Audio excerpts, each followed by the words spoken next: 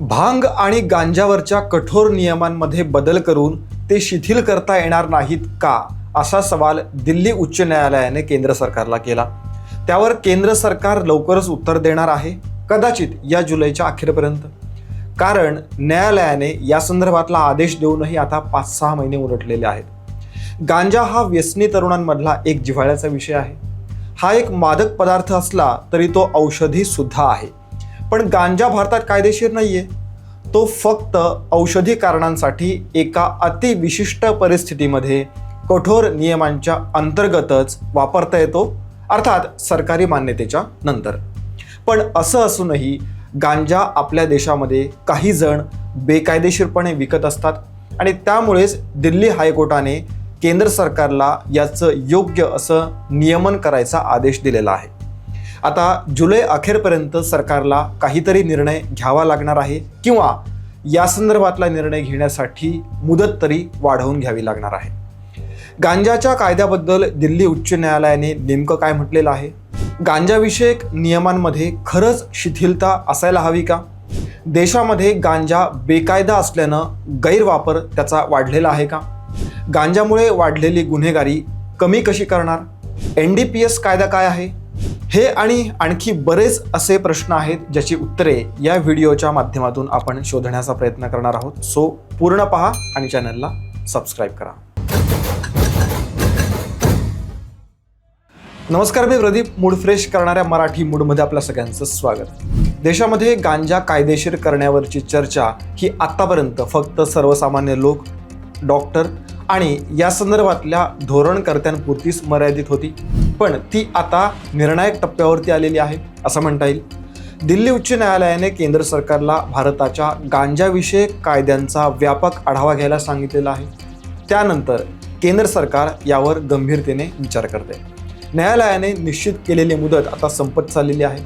त्याआधी म्हणजेच साधारणपणे जुलै एंडपर्यंत या संदर्भात केंद्र सरकारकडून काहीतरी का होईना निर्णय येईल अशी अपेक्षा आहे. दिल्ली हायकोर्टाने काय म्हटलंय? 23 जानेवारी 2026ला न्यायालयाने एक महत्त्वपूर्ण आदेश दिला. न्यायमूर्ती प्रतिभा M सिंग आणि न्यायमूर्ती मधु जैन यांच्या खंडपीठाने गांजा कायदेशीर व्हावा की नाही यावरती थेट निकाल देणं टाळलं, पण गांजाशी संबंधित घटकांशी चर्चा करावी आणि narcotic drugs and psychotropic substances कायदा म्हणजेच NDPS ॲक्ट आणि एकूणच या संदर्भातल्या कठोर नियमांमध्ये शिथिलता आणणं गरजेचं आहे का? असेल तर त्याचा उद्देश काय असेल हे तपासण्याचे आदेश दिलेले आहेत. त्यासाठी सरकारला 6 महिन्यांची मुदतही देण्यात आलेली आहे. साधारण जानेवारीत हा आदेश दिला होता, म्हणजेच जुलैमध्ये याची मुदत संपतीये. कुणी आणि का दाखल केली याचिका? ग्रेट लीगलायझेशन मुवमेंट इंडिया ट्रस्ट या संस्थेनं हा खटला दाखल केलेला. गांजाला गुन्हेगारीच्या श्रेणीतून वगळायला पाहिजे आणि जागतिक घडामोडी, वैज्ञानिक पुरावे तसंच पारंपरिक भारतीय वैद्यकीय पद्धतींमुळे या संदर्भातल्या कठोर कायद्याचा पुनर्विचार करायला पाहिजे, असा या संस्थेचा युक्तिवाद आहे. ग्रेट लीगलायझेशन मुवमेंट इंडिया ट्रस्ट काय आहे? गांजाविषयक ही जी याचिका ज्यांनी दाखल केली आहे ती ग्रेट लीगलायझेशन मुवमेंट इंडिया ट्रस्ट ही एक नॉन प्रॉफिट संस्था आहे. भारतात गांजा म्हणजेच कॅनॅबिस आणि भांग यांच्या वैद्यकीय आणि औद्योगिक वापराला कायदेशीर मान्यता मिळवून देण्यासाठी ही संस्था काम करते. या संस्थेची स्थापना नोव्हेंबर 2014मध्ये विकी वरोरा यांनी केलेली आहे.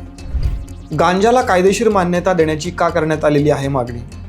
गांजावरच्या बंदीमुळे मानवी अधिकारांचं उल्लंघन होतं असा या संस्थेचा दावा आहे.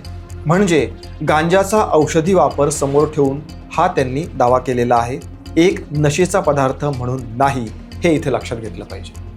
गांजाचा औषधी वापर कायदेशीर करून लाखो नागरिकांना आरोग्याचा स्वस्त आणि सुरक्षित पर्याय उपलब्ध करून देणं हे या संस्थेचं मुख्य ध्येय आहे किंवा उद्दिष्ट आहे. गांजा या वनस्पतीचा उपयोग कागद, कपडे आणि प्लास्टिकला पर्याय म्हणून औद्योगिक गांजा म्हणजेच इंडस्ट्रीयल हेम्प तयार करण्यासाठी व्हावा, यासाठी ही संस्था जनजागृती देखील करत असते. यामुळे पर्यावरण संवर्धन आणि हरित क्रांती होण्यास मदत होईल असा संस्थेचा विश्वास आहे. आपलं हे ध्येय किंवा उद्दिष्ट साध्य करण्यासाठी संस्थेचा न्यायालयीन लढा देखील सुरू आहे. NDPS कायदा काय आहे? Narcotics, drugs and psychotropic substances act 1985 हा भारतातला अंमली पदार्थांचं उत्पादन, विक्री, वाहतूक आणि सेवन यावर कठोर नियंत्रण ठेवणारा आणि बंदी घालणारा मुख्य कायदा आहे. कायदेशीर किंवा वैद्यकीय कारणांशिवाय कोणत्याही मादक पदार्थाचा वापर करणं हा या कायद्यानुसार गंभीर गुन्हा आहे. यामध्ये अफू, कोकेन, हेरोईन, मॉर्फिन आणि गांजा म्हणजेच भांग आणि चरस यांचा समावेश होतो.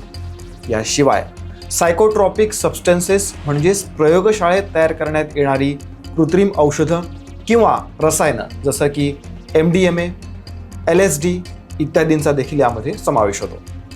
आता यातली महत्त्वाची बाब म्हणजे NDPS कायद्यानुसार चरस आणि गांजा बाळगणं गुन्हा ठरवलं असलं तरी वैद्यकीय आणि वैज्ञानिक उद्देशांसाठी नियंत्रित लागवडीला परवानगी आहे.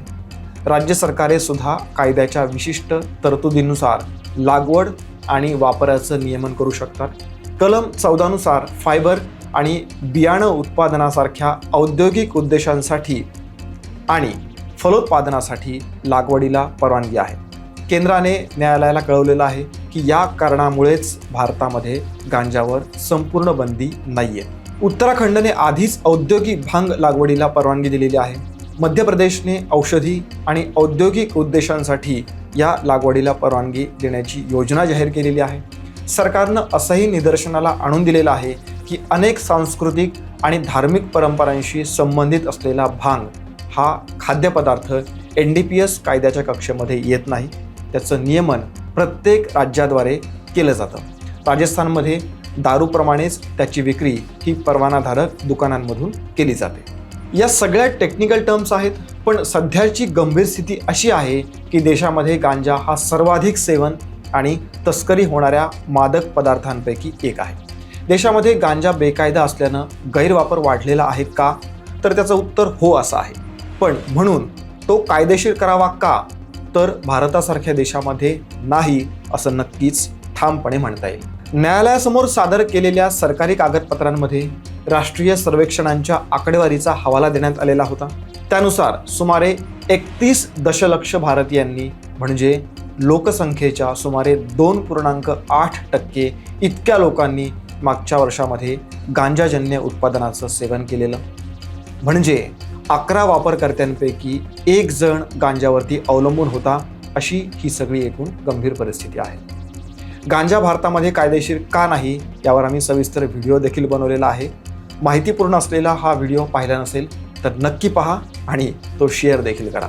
गांजा हा कायदेशीर व्हावा की नाही यावरती न्यायालय आणि केंद्र सरकार यांच्यात काय सुरू आहे हा आपला या व्हिडिओचा विषय होता. तुम्हाला काय वाटतं? न्यायालयाने गांजाच्या संदर्भाने जी केंद्र सरकारला विचारणा केलेली आहे, जो आदेश दिलेला आहे त्यावरती केंद्र सरकार काय निर्णय घेऊ शकतं? गांजा कायदेशीर होऊ शकतो का? तुम्हाला काय वाटतं हे कमेंट करा आणि व्यक्त व्हा. या व्हिडिओमध्ये इतकंच. जय हिंद, जय महाराष्ट्र.